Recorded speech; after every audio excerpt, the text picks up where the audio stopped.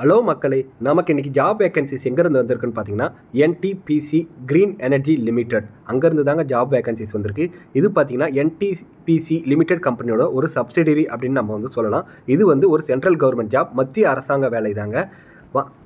இதுக்கு சேலரி ஆரம்பகட்ட சேலரியாக வருஷத்துக்கு 11 லட்சம் அப்படின்னு சொல்லியிருக்காங்க. இது வந்து செலெக்ஷன் ப்ராசஸ் எப்படின்னு பார்த்தீங்கன்னா, உங்களுக்கு கம்ப்யூட்டர் பேஸ்ட் டெஸ்ட் இருக்கும். ஒன்ஸ் நீங்கள் அதில் பாஸ் பண்ணிட்டீங்கன்னா உங்களுக்கு ஷார்ட் லிஸ்ட் பண்ணி இன்டர்வியூ வைப்போம் அப்படின்னு சொல்லியிருக்காங்க. இதுக்கு அப்ளிகேஷன் ஃபீஸாக அவங்க 500 ரூபா வந்து கலெக்ட் பண்ணுறாங்க. நீங்கள் வந்து எஸ்சி எஸ்டி ஊனமுற்ற நண்பர்கள் பெண்களாக இருந்தால் உங்களுக்கு அப்ளிகேஷன் ஃபீஸ் இல்லை அப்படின்னு சொல்லியிருக்காங்க. வாங்க இதை பற்றி ஃபுல் டீட்டெயில்ஸ் பார்க்க போகலாம். அதுக்கு முன்னாடி நம்ம சேனலை நீங்கள் சப்ஸ்கிரைப் பண்ணலன்னா நீங்கள் எதுவும் அமௌண்ட்லாம் கொடுக்க தேவையில்லைங்க, ஜஸ்ட் சப்ஸ்கிரைப் மட்டும் பண்ணுங்கள். அப்போ தான் நம்ம போடுற வீடியோஸ் உடனுக்குடன் உங்களுக்கு வந்து ரீச் ஆகும். நீங்கள் சப்ஸ்கிரைப் பண்ணியிருப்பீங்கன்னு நம்புகிறேன். வாங்க பார்க்க போகலாம். மொத்தம் இவங்க 7 விதமான போஸ்டிங் வந்து ரெக்யர்மெண்ட் பண்ணுறாங்க. அது என்னென்னமான போஸ்டிங்கு, அதுக்கு எலிஜிபிலிட்டி, அதோட குவாலிஃபிகேஷன் க்ரைட்டீரியா வாங்க பார்க்கலாம். ஃபஸ்ட்டு அவங்க இன்ஜினியரில் வந்து சிவிலுக்கு வந்து ரெக்யர்மெண்ட் பண்ணுறாங்க.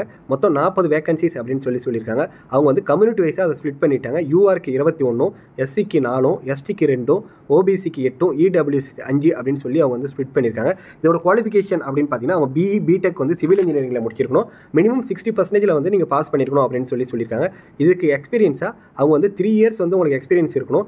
எதுலன்னு பார்த்தீங்கன்னா geotech, piling foundation, structural steel, tower structures, சுவிட்ச் யார்ட் இது போன்ற இதில் வந்து உங்களுக்கு மினிமம் 3 இயர்ஸ் எக்ஸ்பீரியன்ஸ் இருக்கணும் அப்படின்னு சொல்லியிருக்காங்க. இதுக்கு ஏஜ் லிமிட் பார்த்தீங்கன்னா நீங்கள் 30 வயசு வரையும் அப்ளை பண்ணிக்கலாம் அப்படின்னு சொல்லியிருக்காங்க. செகண்ட் பார்த்தீங்கன்னா இன்ஜினியர் எலக்ட்ரிக்கலில் வந்து அவங்க ரெக்யர்மெண்ட் பண்ணுறாங்க. மொத்தம் 80 வேகன்சிஸ் அப்படின்னு சொல்லியிருக்காங்க. கம்யூனிட்டி வைஸாக அவங்க வந்து ஸ்ப்ளிட் பண்ணிட்டாங்க. இதுக்கு குவாலிஃபிகேஷன் பார்த்தீங்கன்னா நீங்கள் பிஇ பிடெக் வந்து எலக்ட்ரிக்கல் இன்ஜினியரிங்கில் முடிச்சிருக்கணும் அப்படின்னு சொல்லியிருக்காங்க. இதுக்கு எக்ஸ்பீரியன்ஸாக நீங்கள் வந்து சுவிட்ச் yard, electrical testing or transmission system or transformer or design or இன்ஜினியரிங்கில் வந்து உங்களுக்கு 3 இயர்ஸ் எக்ஸ்பீரியன்ஸ் இருக்கணும் அப்படின்னு சொல்லியிருக்காங்க. இதுக்கு ஏஜ் லிமிட்டாக 30 வயசு வரை நீங்கள் அப்ளை பண்ணிக்கலாம் அப்படின்னு சொல்லியிருக்காங்க.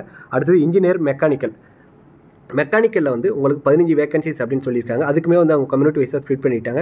இதுக்கு வந்து நீங்கள் பிஇ ஆர் பிடெக் வந்து மெக்கானிக்கல் இன்ஜினியரிங்கில் மினிமம் 60% மார்க்கில் நீங்கள் பாஸ் பண்ணியிருக்கணும் அப்படின்னு சொல்லியிருக்காங்க. இதுக்கு எக்ஸ்பீரியன்ஸாக நீங்கள் வந்து 3 இயர்ஸ் வந்து industrial experience with involvement in supervision or execution இதில் வந்து உங்களுக்கு 3 இயர்ஸ் எக்ஸ்பீரியன்ஸ் இருக்கணும் அப்படின்னு சொல்லியிருக்காங்க. இதோட ஏஜ் லிமிட் 30 வயசு அப்படின்னு சொல்லியிருக்காங்க.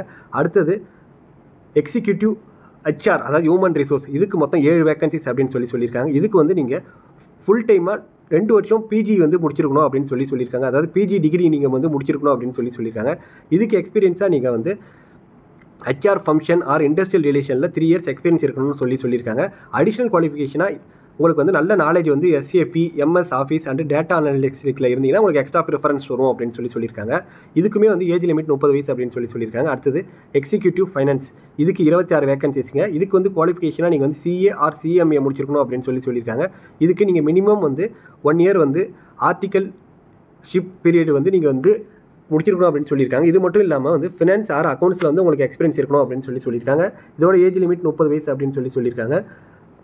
அடுத்தது இன்ஜினியரிங்கில் வந்து ஐடியில் மொத்தம் 4 வேகன்சிஸ். இதில் வந்து நீங்கள் பிஇ பிடெக்கில் வந்து computer science or information technology வந்து முடிச்சிருக்கணும். எக்ஸ்பீரியன்ஸ் வந்து நீங்கள் வந்து நெட்வொர்க்கிங், ரவுட்டிங் அண்ட் ஸ்விட்சிங், இன்டர்பிளான் ரூட்டிங், லேயர் 3 அண்ட் லேயர் 2 ஸ்விட்சஸ் அப்படின்றது இது போன்ற இதில் எக்ஸ்பீரியன்ஸில் நீங்கள் வந்து இருக்கணும் அப்படின்னு சொல்லியிருக்காங்க. இதோட ஏஜ் லிமிட்டாக 30 வயசு வரை நீங்கள் அப்ளை பண்ணிக்கலாம் அப்படின்னு சொல்லியிருக்காங்க. அடுத்தது இன்ஜினியர் கான்ட்ராக்ட் அண்ட் மெட்டீரியல், இதுக்கு மொத்தம் 10 வேகன்சிஸ். இதுக்கு வந்து பார்த்தீங்கன்னா நீங்கள் வந்து பிஇ பிடெக்கில் ஏதாவது ஒரு டிகிரி முடிச்சிருந்தா போதும் அப்படின்னு சொல்லியிருக்காங்க. எனி ஸ்ட்ரீம் நீங்கள் வந்து சிவிலு, மெக்காட்ரானிக்ஸ் எது வேணால் முடிச்சிருக்கலாம் அப்படின்னு சொல்லியிருக்காங்க. ஆனால் எக்ஸ்பீரியன்ஸ் வந்து நீங்கள் 1 இயர் வந்து ரினியூவபிள் எனர்ஜி இண்டஸ்ட்ரியில் வந்து உங்களுக்கு 1 இயர் எக்ஸ்பீரியன்ஸ் மினிமம் இருக்கணும் அப்படின்னு சொல்லியிருக்காங்க. இதோட ஏஜ் லிமிட் 30 வயசு வரை நீங்கள் அப்ளை பண்ணிக்கலாம் அப்படின்னு சொல்லியிருக்காங்க. இதோட சம்பளம் ஆல்ரெடி நான் சொன்னதாங்க, சம்பளம் தாங்க இந்த கம்பெனிலேருந்து அட்டகாசமான வேலையே. இது வந்து ஆரம்பமே உங்களுக்கு வந்து வருஷத்துக்கு 11 லட்சம் அப்படின்னு சொல்லியிருக்காங்க. உங்களுக்கு வருஷம் யாராவது இன்க்ரிமெண்ட்டும் ஏறும், உங்களுக்கு நிறையா ப்ரொமோஷனும் வர வாய்ப்பு கண்டிப்பாக இருக்குங்க. ஸோ இதோட செலெக்ஷன் ப்ராசஸ் அப்படின்னு பார்த்தீங்கன்னா உங்களுக்கு வந்து கம்ப்யூட்டர் பேஸ்ட் டெஸ்ட் CBT இது தாங்க உங்களுக்கு வந்து இருக்கும். இதுக்கு பார்த்தீங்கன்னா உங்களுக்கு 70 மார்க் அப்படின்னு சொல்லியிருக்காங்க. உங்களோட எக்ஸ்பீரியன்ஸுக்கு 10 மார்க்கும், இன்டர்வியூக்கு 20 மார்க்கும், மொத்தம் 100 மார்க்கும் உங்களுக்கு வந்து எக்ஸாம் இருக்கும் அப்படின்னு சொல்லியிருக்காங்க. மினிமம் குவாலிஃபைங் மார்க்காக யூஆருக்கு மொத்தம் 60% CBT டெஸ்ட்டில், எக்ஸ்பீரியன்ஸுக்கு 50%, இன்டர்வியூவில் 50% அப்படின்னு சொல்லியிருக்காங்க. ரிசர்வுக்கு வந்து அதுக்குமே அவங்க வந்து டீட்டெயிலாக கொடுத்துருக்காங்க. ஜஸ்ட் நீங்கள் அதை கோ த்ரூ பண்ணிடலாம், உங்களுக்கு வந்து எல்லாமே தெரியுங்க. இதோட எக்ஸாம் எப்படி இருக்குன்னு பார்த்தீங்கன்னா உங்களுக்கு மல்டிபிள் சாய்ஸ் கொஸ்டினில் தாங்க இருக்கும். அது எதை சம்மந்தப்பட்டமாக இருக்கும்னு பார்த்தீங்கன்னா quantitative aptitude, verbal ability, logical reasoning, general knowledge and technical skill இது ஓரியன்டாக தான் வந்து எக்ஸாம் நான் கொஸ்டின் கேட்போம் அப்படின்னு சொல்லியிருக்காங்க. இது மட்டும் இல்லாமல் ஏபிசிடி அந்த டைப்பில் தான் இருக்கும், அப்ஜெக்டிவ் டைப் தான். ஸோ நீங்கள் ஜென்ரலாக எல்லாருமே நீங்கள் வந்து அப்ளை பண்ணலாம். உங்களுக்கு வந்து எக்ஸாம் வந்து எங்கே இருக்கும் அப்படின்னு பார்த்தீங்கன்னா இந்தியா ஃபுல்லாக இருக்குது. தமிழ்நாட்டில் பார்த்தீங்கன்னா சென்னையில் வந்து இந்த எக்ஸாம் வந்து நடக்கும் அப்படின்ற மாதிரி அவங்க வந்து சொல்லியிருக்காங்க. இதுக்கு நம்ம எப்படி சார் அப்ளை பண்ணோம் அப்படின்னு கேட்டிங்கன்னா நீங்கள் வந்து www.ngel.in இந்த வெப்சைட்டுக்கு போயிட்டு கேரியர் செக்ஷனுக்குள்ளே போயிட்டு நீங்கள் வந்து அப்ளை பண்ணிக்கலாம் அப்படின்னு சொல்லியிருக்காங்க. இதுக்கு அப்ளிகேஷன் ஃபீஸாக ஜென்ரல், இடபிள்யூஎஸ், ஓபிசி கேட்டகரிக்கு 500 ரூபா அப்ளிகேஷன் ஃபீஸாகவும், எஸ்சி, எஸ்டி, ஊனமுற்ற நண்பர்கள் மற்றும் பெண்களுக்கு எந்த விதமான கட்டணமும் இல்லை அப்படின்னு சொல்லியிருக்காங்க. நீங்கள் வந்து அப்ளிகேஷன் ஃபீஸ் ஆன்லைன் மூலமாக மட்டும் தான் பேமெண்ட் பண்ண முடியும் அப்படின்னு சொல்லியிருக்காங்க. இந்த அப்ளிகேஷன் ஆன்லைன் ஸ்டார்டிங் டேட் எப்போன்னு பார்த்தீங்கன்னா உங்களுக்கு ஏப்ரல் 11 ஸ்டார்ட் ஆகுதுங்க.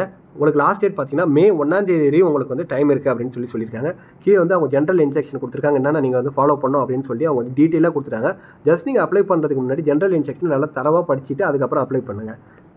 அவ்வளோதான் ஃப்ரெண்ட்ஸ், இதோட இந்த வீடியோ முடியுது. இந்த வீடியோ பிடிச்சிருந்துச்சுன்னா லைக் பண்ணுங்கள், ஷேர் பண்ணுங்கள் மற்றும் மறக்காமல் உங்கள் நண்பர்களுக்கு ஷேர் பண்ணுங்கள். Thank you so much for your support friends.